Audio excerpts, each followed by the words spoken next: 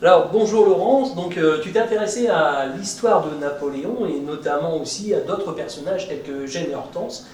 Tu vas intervenir notamment ce samedi au travers d'une conférence qui va être menée tambour battant à la salle pédagogique de Maréis.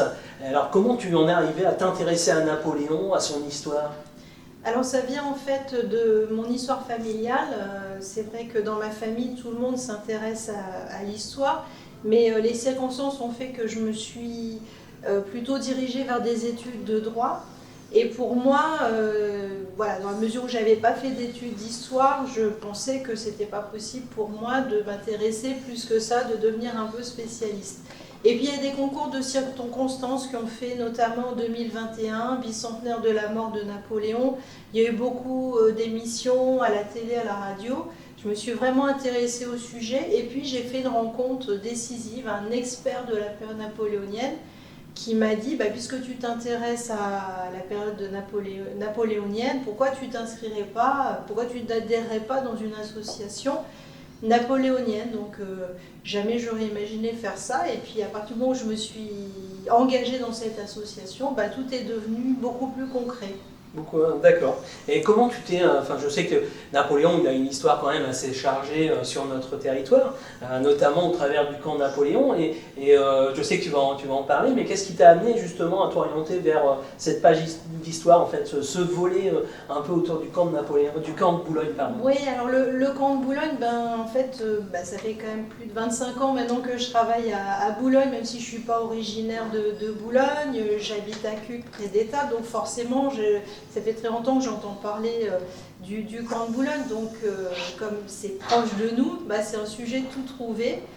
Et en plus de ça, il y a un lien entre l'association dont je te parlais tout à l'heure, c'est-à-dire le Centre d'études napoléoniennes, qui en fait, historiquement, est l'association qui a contribué à sauver le château de Pont-de-Brique dans les années 60. Alors, je sais aussi que tu vas aborder deux autres personnages qui gravitent autour de Napoléon, Eugène, Hortense. Est-ce que tu peux nous en dire un petit peu plus? Oui, alors moi, je m'intéresse à la période napoléonienne. Napoléon, c'est un grand personnage, c'est le grand guerrier, le grand administrateur, mais j'aime bien l'angle plus intime. Et je trouve que justement, parler de ses relations familiales, c'est un moyen d'apporter le personnage plus dans son intimité. C'est peut-être un point de vue un peu plus féminin, mais voilà, c'est ce qui m'intéresse, plutôt que les batailles, etc. Donc pour l'instant, par exemple, si tu veux, j'avais fait déjà une conférence l'année dernière, c'était sur Napoléon, sa vie quotidienne au château de Pont-de-Brique. Donc j'ai parlé de sa toilette, de ses habits, de son lit, enfin vraiment des choses au plus près du personnage. On n'a pas l'habitude non plus d'aborder.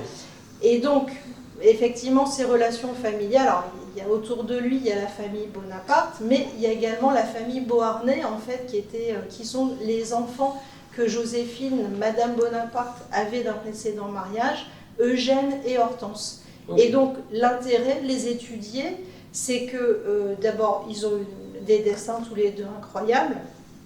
Eugène, en fait, ces jours-ci, on célèbre ces jours-ci les 200 ans de sa mort, puisqu'il est mort en février 1824.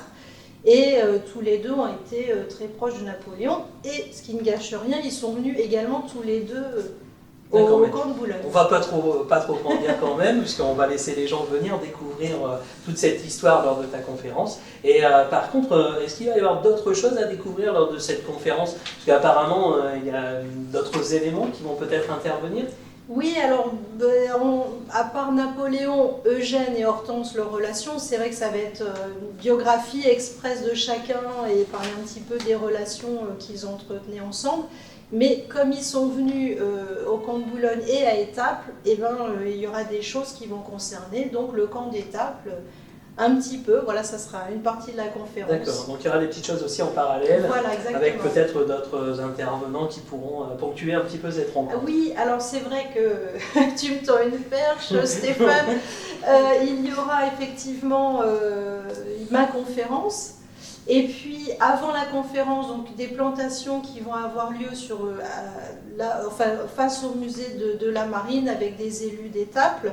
Donc l'idée c'est d'avoir des plantations sur le thème justement un rosier Joséphine, un rosier Eugène de Beauharnais. Bon voilà, c'est parce que la municipalité en fait voudrait un petit peu valoriser le côté historique qu'en d'Étaples. Et faire le lien aussi avec ce fameux boulevard de l'Impératrice. Voilà, Donc ça. là, ça aura tout son sens, effectivement. Et puis, on comprendra aussi pourquoi ce type de plantation vient s'installer aussi sur ce boulevard. Voilà. Et puis, pour habiller ma conférence, on aura la présence des marins de la Garde, qui sont un groupe de reconstituteurs qui viennent de Boulogne.